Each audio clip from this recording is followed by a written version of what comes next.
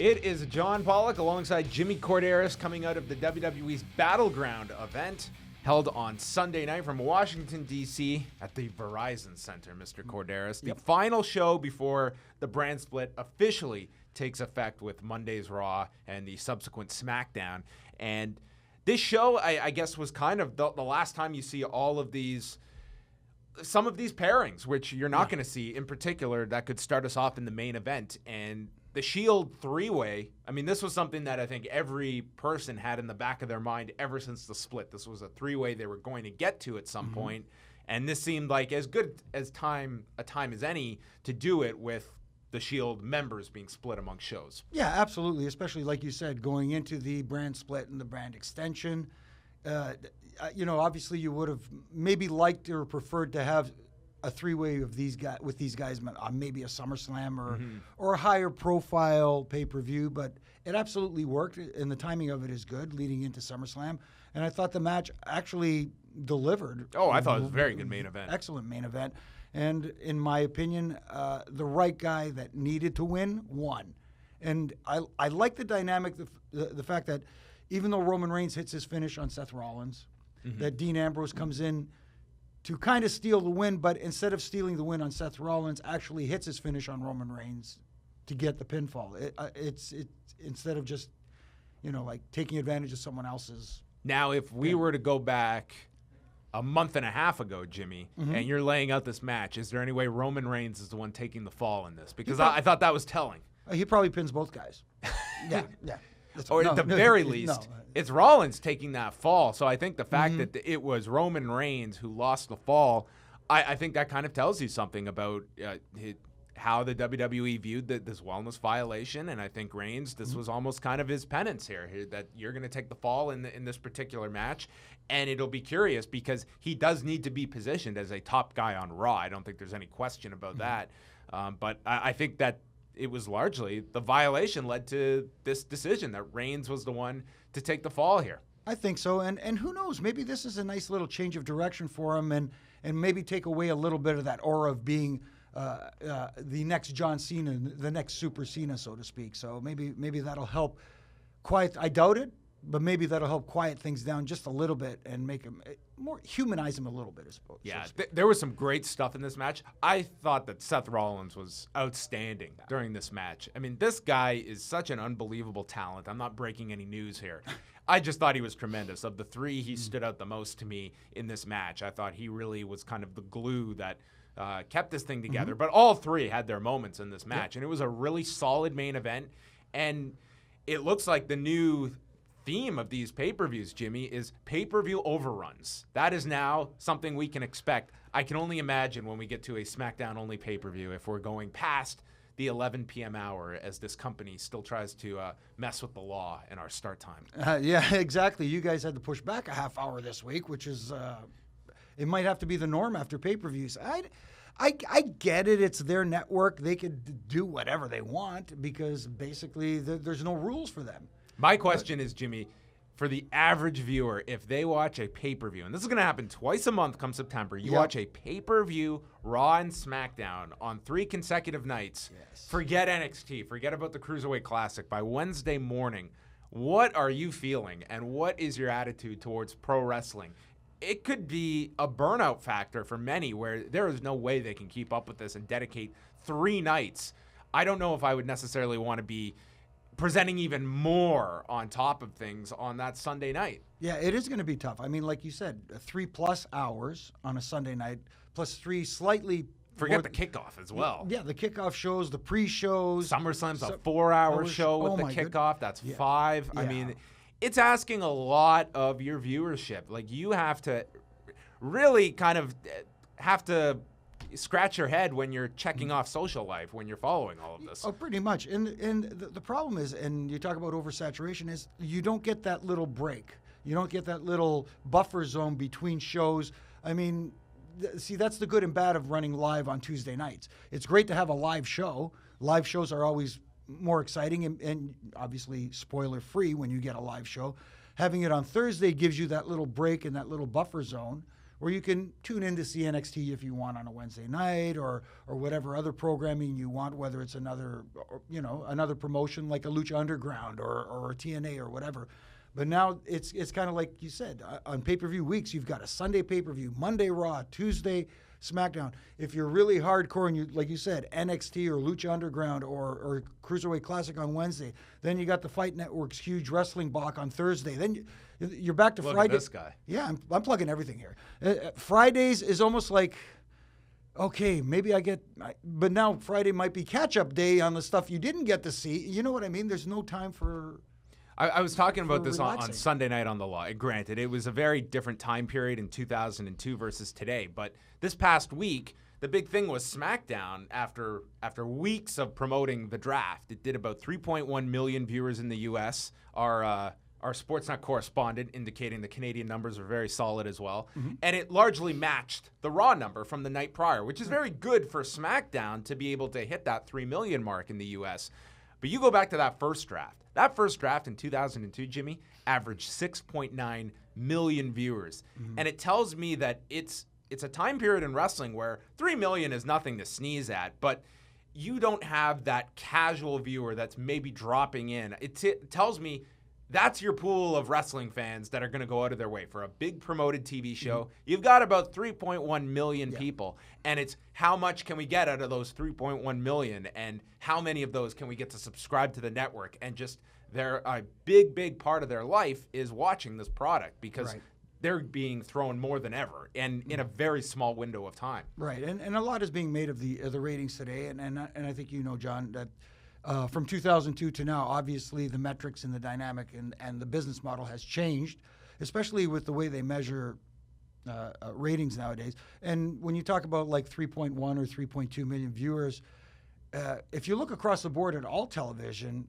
everything's down. And I don't think it has to do with actual programming. I think it has more to do with ways of absorbing content and the fact that there's so much out there. It's just a ridiculous amount of content. It is the television landscape has expanded so much, going from whatever, like 200 channels to like 500 channels. So the options are out there.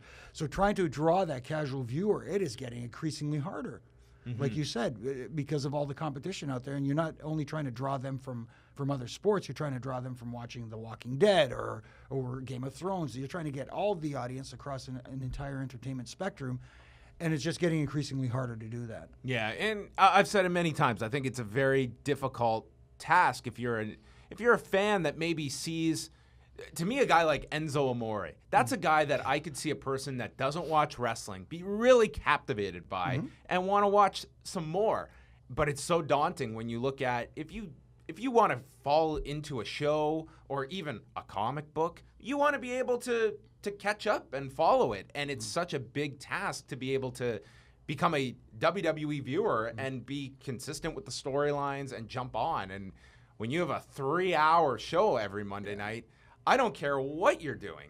That's a really tough sell on people if you're a new fan just looking to jump on board. And I'm wondering, looking back at the original brand split and the original draft and all that, and when they did internal numbers or whatever, however they came up with them, they found out that a large percentage of the viewers that watched Raw on Monday night didn't watch SmackDown, and vice versa. Right. So they had like for maybe around a 70% mark, different audiences for each brand. I don't know if that would be the case today.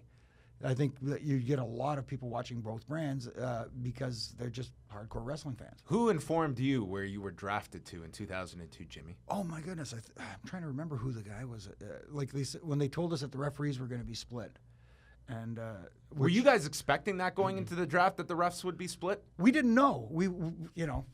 We're the last to know anything. Like, it's, oh, yeah, by the way, somebody should tell the refs we're going to split the refs, too. It's kind of one of those deals. I almost wonder if it was a similar deal with the announcers this year, because it was kind of hinted at in the weeks leading up, like, well, everybody's up for grabs. But it was like lots of stuff was thrown out there on television. Like, what's going to happen with The Undertaker? Well, nothing happened with The Undertaker. It seemed a lot of these things are kind of last-minute deals. And the announcers, it wasn't even announced on the show. It was just late in the night after the draft on a website article, we're splitting up the crews. Yeah, it wasn't even on the post-draft show on the network. No, which, and I don't know this for a fact, but it leads me to think that it was just a decision that was made probably somebody called from that the plane. week. Somebody called from the plane on the way to. Let's change up the announce teams. But back to, do you recall who informed you? I want to say it was either JR or JL, one or the other. I can't remember exactly who it was, but it was kind of like, okay, who's going where? And it was, I don't care. But then once after the split occurred, and then kind of like they're trying to portray it today, where SmackDown is going to be portrayed as the wrestling show, and Raw is going to be the more entertainment flagship show. That's the way we felt back then. We felt that SmackDown was the wrestling show. When you look at the talent after that, it was a pretty stacked roster for SmackDown after that first draft. So the atmosphere on SmackDown was a little different back then. Everybody was kind of happy to be on SmackDown, and even from a referee standpoint, we were like, "This is cool." Do you remember the Chris Jericho line when he was one of the first guys that they moved from SmackDown to Raw, and he did this interview? And they asked him what it was like being moved from SmackDown to Raw at the time. He said, well, it's like being traded from the Detroit Red Wings to the Columbus Blue Jackets, which in 2002, that was not a compliment towards Raw. Maybe even today. Who knows? Let us get back to the show. We have gone way off onto the side roads of this Battleground discussion. The big match to me on the show was Kevin Owens and Sami Zayn. I thought this was one of the better WWE matches we've seen this year. Tremendous, I hope, end to this feud. I don't think you can top this if you were to try and extend this to SummerSlam. Very scary moment with the split-legged moonsault where Zayn landed on his shoulder, and I think everyone was just wincing that something, especially with his shoulder problems of the past, but seemed to recover, and they ended up going and working the arm as well afterwards. I just thought this was an excellent match and a tremendous blow-off. In hindsight and in foresight, Jimmy, I thought these two should have been split at the draft. I thought so too, and maybe this again be the blow-off match before they go to separate brands, and if you wanted to continue going forward after that, you could have had one or the other, screaming and yelling that they want to be traded to the other brand so they can get retribution or something. But even that, I think, would be too much. Like you said, especially today's environment, you can't have that year-long feud like they did in ROH, which actually worked. And if there's two guys who could do it in today's environment, probably those guys can do it. But I like them going their separate ways for a little while, and who knows, maybe their paths intersect again when one or the other wins a title. Yeah. And then you can kind of rekindle things, that way. But let it breathe.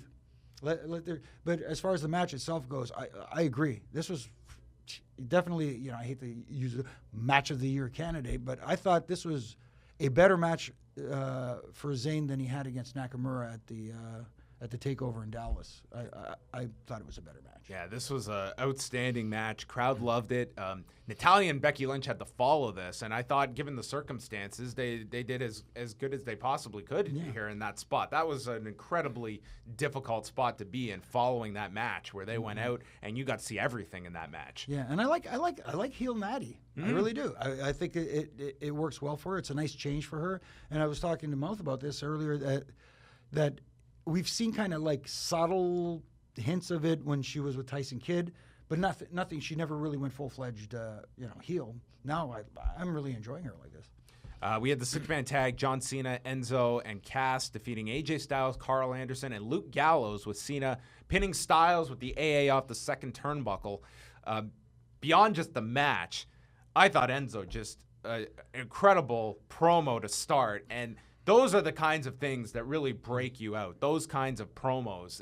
This guy is one of the most gifted talkers this company has ever had. He's just outstanding. And I go back to my point.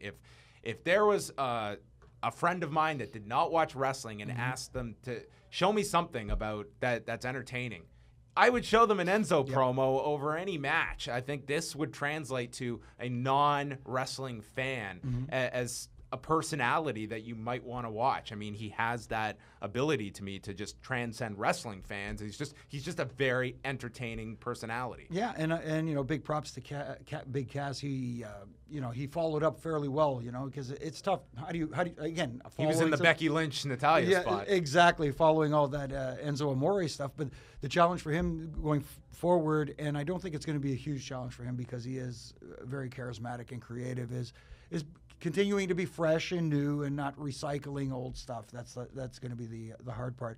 It's almost like falling into that Bray Wyatt category when Bray Wyatt first appeared on the scene with his promos, unique, fresh, new, and after a while, everybody says, "Oh man, it's the same old Bray Wyatt stuff." You know what I mean? I hope he doesn't fall into that category, but I'm kind of confident that he won't. Pretty good six-man, I thought. Cena pinning Styles. I think everyone expects that feud to continue on the SmackDown side, and I guess with Anderson and Gallows moving to Raw, made sense that they could take the loss here. Were you surprised at all it was Styles that took the fall? A little bit, but at the same, just again a little bit off topic. The best reaction was they went to a crowd shot as soon as the finish went over, and there's one guy in the crowd just went, "Oh man," like it's almost like here we go again. But I don't mind it because then it leads to more matches between him and John Cena. And any indication from the first one, there should be some real good matches from these two. And I could almost see AJ Styles coming out of this potential feud on top, leading into maybe a program with Dean Ambrose down the road for the title. Yeah, I think the SmackDown title picture is interesting because I think a lot of people anticipated Raw taking the title in the main event. It stays on SmackDown, and SmackDown was positioned strongly going off the show on Sunday night, celebrating in the ring, having the title. And all except one person, which somebody pointed out to me. I didn't realize. Yes, there was no Bray Wyatt there, which, I mean, he was put over very strongly in the New Day match. And when you look at the depth chart of heels on SmackDown, it's essentially Bray Wyatt is behind AJ Styles. Yeah. He would be your number 2 heel on SmackDown. And Cena and Styles, you could inject them into the title picture with Ambrose, but I could also see Ambrose and Bray Wyatt being your pairing coming out of Sunday's show. Right. I mean, they did have a little history prior, so yeah, that's holograms, exploding television sets, yes, or monitors, or whatever. I think it's been long enough to forget all of that. Yeah. Maybe we can get a fresh start on this. Glad we could remind you about it, though. Yes. Yeah. Also, of course, the show kicked off with Sasha Banks and her partner that no one was supposed to be able to guess. Not even Dave Meltzer, friend of the law. No, which I think Dave Meltzer did nail this one. It turned out to be Bayley, and the announcers, they were very clear that this was a one-off for Bayley. Kind of like Brock Lesnar's one-off, I guess, for UFC 200, though. Right. Probably very different circumstances. Yeah. So anyway, Sasha Banks and Bayley get the win over Charlotte and Dana Brooke, and Sasha Banks taps out Charlotte. To me, leads in perfectly to a title match at SummerSlam.